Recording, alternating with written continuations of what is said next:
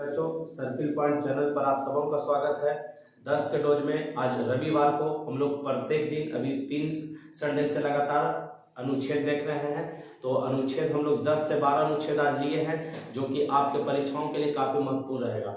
और अनुच्छेद इसलिए देखेंगे, संडे को रिवीजन के तौर पर ले लिया गया है, क्योंकि अनुच्छेद से जब प्रश्न आता है तो हम लोग मिस्टेक कर याद तो रहता है, लेकिन परीक्षाओं में थोड़ा सा कंफ्यूजन हो जाता है ऑप्शन के कारण। तो जब रिवीजन हम लोग 10-10 अनुच्छेद का करेंगे लगभग, ठीक है ना, प्रत्येक संडे, तो परीक्षा आते आते आपका लगभग ये अनुच्छेद रिवीजन में रहेगा और वीडियो आपके पास अपलोड रहेगा। जब भी आपका एग्जाम आए, एग्जाम से पहले उसको आप देख लें और देख लीजिएगा। 3 से 4 मिनट का वीडियो रहता है, बहुत समय भी नहीं लगेगा। तो समय बिना बर्बाद किए हुए हम लोग चले देखते हैं आज अनुच्छेद में क्या हम लोग लिए प्रमुख अनुच्छेद में, ध्यान दीजिएगा।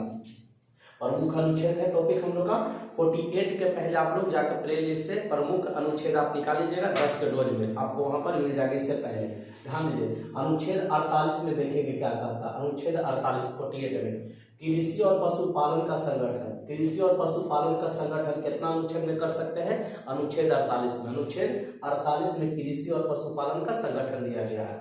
अनुच्छेद 48 का काफी इंपॉर्टेंट है, भी इसमें लगा लीजिएगा। अनुच्छेद 48 का में पर्यावरण का संरक्षण और संवर्धन, पर्यावरण का संरक्षण और संवर्धन और वन तथा वन्य जीवों की रक्षा, वन तथा वन्य जीवों की रक्षा अनुच्छेद 48 का में। अनुच्छेद 48 का में अनुच्छेद 50 ध्यान दीजिएगा, कार्यपालिका से न्यायपालिका का पृथकीकरण मतलब बंटवारा, कार्यपालिका का न्यायपालिका, कार्यपालिका से न्यायपालिका का पृथकीकरण मतलब बंटवारा। ध्यान दीजिएगा, बंटवारा, जैसे आपके पास कुछ रुपये हैं तो बंटवारा कितना कीजिएगा? 50-50 में। तो बंटवारा याद रखिएगा, कार्यपालिका से न्यायपालिका का बंटवारा या पृथकीकरण अनुच्छेद 50 में। अनुच्छेद 50 में अगला भी बहुत इंपॉर्टेंट है, कई बार परीक्षा में पूछा गया है। अनुच्छेद 51 अंतर्राष्ट्रीय शांति और सुरक्षा, बीबीआई लगाते चलेगा। अंतर्राष्ट्रीय शांति और सुरक्षा, ठीक है, अनुच्छेद 51 में अंतर्राष्ट्रीय शांति और सुरक्षा अनुच्छेद 51 में। अनुच्छेद 51 का बहुत इंपॉर्टेंट है, मूल कर्तव्य। मूल कर्तव्य हमारे संविधान में मूल कर्तव्य पूछेगा कितना है तो 10 है। और भाग 4 का में याद रखेंगे, भाग 4 का में और अनुच्छेद पूछेगा तो 51 का 51 का। अब देखेंगे 52 से हम लोग का राष्ट्रपति चालू होता है, 52 से लेकर 62 तक, 52 से लेकर 62 तक का। तो हम लोग 52 से 62 तक देखेंगे राष्ट्रपति के संबंधित। फिर से ध्यान दीजिएगा, 51 का में मूल कर्तव्य है, जो कि मूल कर्तव्य हमारे मूल संविधान में नहीं था, 1976 में जोड़ा गया था, ठीक है ना। 1976 में मूल कर्तव्य को जोड़ा गया था, ध्यान रखिएगा।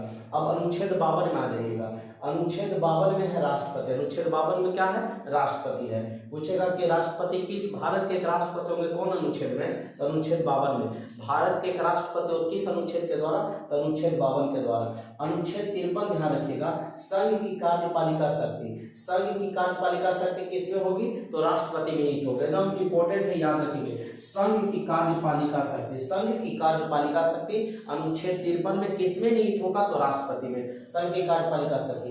अब अनुच्छेद 54 ध्यान दीजिएगा, 54 और 55 दोनों एकदम आपको क्या कहते हैं, कंफ्यूज करने का काम करेगा। 54 और 55 ध्यान दीजिएगा। 54 में क्या कहता है? राष्ट्रपति का निर्वाचक मंडल, राष्ट्रपति का निर्वाचक मंडल माने राष्ट्रपति के चुनाव में कौन कौन शामिल होंगे, निर्वाचक मंडल ये। तो अनुच्छेद 54 में 54 निर्वाचक मंडल। अब 55 में है निर्वाचन प्रक्रिया, राष्ट्रपति का निर्वाचन प्रक्रिया। एक चीज और याद रखेंगे, राष्ट्रपति का निर्वाचक मंडल आयरलैंड से लिया गया। कहां से लिया गया? आयरलैंड से। राष्ट्रपति का निर्वाचक मंडल आयरलैंड से लिया गया है। और अनुच्छेद 55 राष्ट्रपति के निर्वाचन प्रक्रिया अमेरिका के संविधान से, अमेरिका के संविधान से। अनुच्छेद 56 में देखेंगे राष्ट्रपति की पदावधि, कि राष्ट्रपति अपने कार्यकाल से 5 साल तक, जिस दिन शपथ करेंगे वहां से 5 साल तक इनका कार्यकाल होता है। तो राष्ट्रपति का पदावधि पूछेगा तो 56 में। खास करके लेकिन इंपॉर्टेंट देखेंगे 53, 54, 55 इंपॉर्टेंट है। 53 पूछेगा संघ की कार्यपालिका शक्ति राष्ट्रपति में निहित होगी, कौन अनुच्छेद? तो 53 में। राष्ट्रपति का निर्वाचक मंडल कितना? तो अनुच्छेद 54। राष्ट्रपति के निर्वाचन प्रक्रिया पूछेगा तो अनुच्छेद 55। और राष्ट्रपति की पदावधि याद रखेंगे अनुच्छेद 56। ये हम लोग 52 से लेकर अभी 56 तक राष्ट्रपति है। फिर देखेंगे 57 लगातार है राष्ट्रपति का, ठीक है।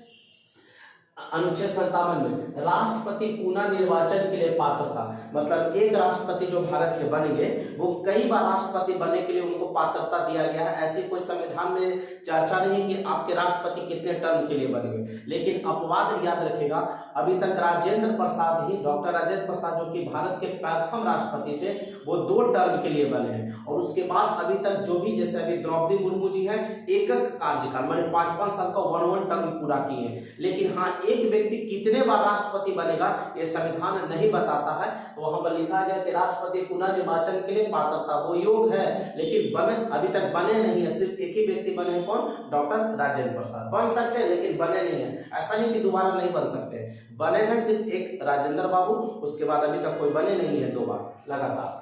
अनुच्छेद 58 में देखेंगे राष्ट्रपति पद की योग्यता, कि राष्ट्रपति पद के लिए क्या योग्यता होना चाहिए। तो जैसे आप जानते हैं, उम्र में सबसे इंपॉर्टेंट है कि उम्र होना चाहिए 35 साल और भारत का नागरिक हो और पागल और दिवालिया ना हो।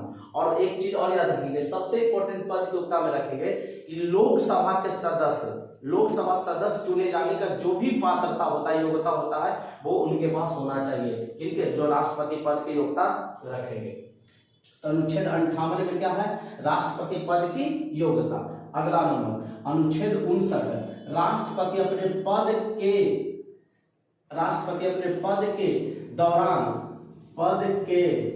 दौरान है, यहाँ पर पद के दौरान या कार्यकाल के दौरान, पद के दौरान या कार्यकाल के दौरान अन्य पद ग्रहण नहीं करेगा। राष्ट्रपति अपने पद के दौरान या अपने कार्यकाल के दौरान कोई अन्य पद ग्रहण नहीं कर सकते, वो सिर्फ एक ही पद पर बने रहेंगे जो कि भारत के राष्ट्रपति हैं। अनुच्छेद 60, शपथ ग्रहण प्रक्रिया, राष्ट्रपति का शपथ ग्रहण प्रक्रिया कितना में? अनुच्छेद 60 में। अब देखेंगे शपथ, स से 60 होता है, स से शपथ होता है, तो याद रखना आसान हो जाएगा। शपथ प्रक्रिया कितना में? 60 में। ठीक है, याद रखिएगा। और कौन शपथ दिलाएंगे? सर्वोच्च न्यायालय के मुख्य न्यायाधीश, सर्वोच्च न्यायालय के मुख्य न्यायाधीश। 61 में है महाभियोग, राष्ट्रपति पर महाभियोग लगेगा, वो कितना में है? अनुच्छेद 61 में है। राष्ट्रपति पर महाभियोग लगेगा, वो कितना में है? अनुच्छेद 61 में है। अनुच्छेद 62 ध्यान दीजिएगा, राष्ट्रपति पद की रिक्तता की पूर्ति, राष्ट्रपति पद की रिक्तता की पूर्ति। अगर राष्ट्रपति का पद किसी भी हाल में खाली हो जाता है तो 6 महीना के अंदर उसको भरने के लिए योग बनाया गया है कि 6 महीना के अंदर भर दिया जाएगा।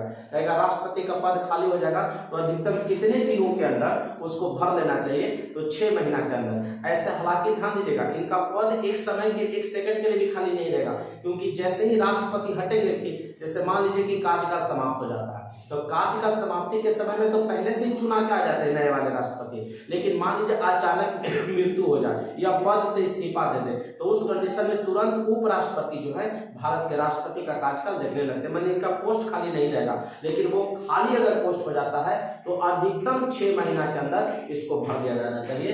अनुच्छेद 62 में राष्ट्रपति पद की रिक्तता कितना महीना?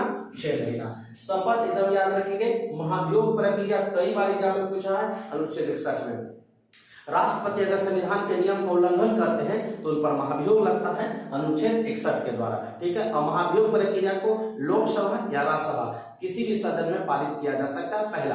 हालांकि दोनों सदन से पारित होने के बाद ही वो पारित होगा, लेकिन पूछेगा कि महाभियोग प्रक्रिया किस सदन में पहले लाया जा सकता है, तो किसी भी सदन में लाया जा सकता है, लोकसभा या राज्यसभा। तो बच्चों आज हम लोग लगभग 16 प्रमुख अनुच्छेद को देखे हैं और 52 से लेकर 62 तक राष्ट्रपति से है। इसमें आप खासा याद रखेंगे 52, 53, 54, 55, 52, 53, 54, 55 मुख्य है, कई बार एग्जाम में पूछा हुआ है। इधर आपका 60 है, 61 है और 62 है, 60, 61, 62 ये कई बार एग्जाम में पूछ चुका है, तो इसको खास करके हाँ ये 57, 58 भी आप याद रखेंगे, बेहतर रहेगा आपके लिए। रिवीजन ही तो कर रहे हैं आप लोग को तो पहले से याद होगा।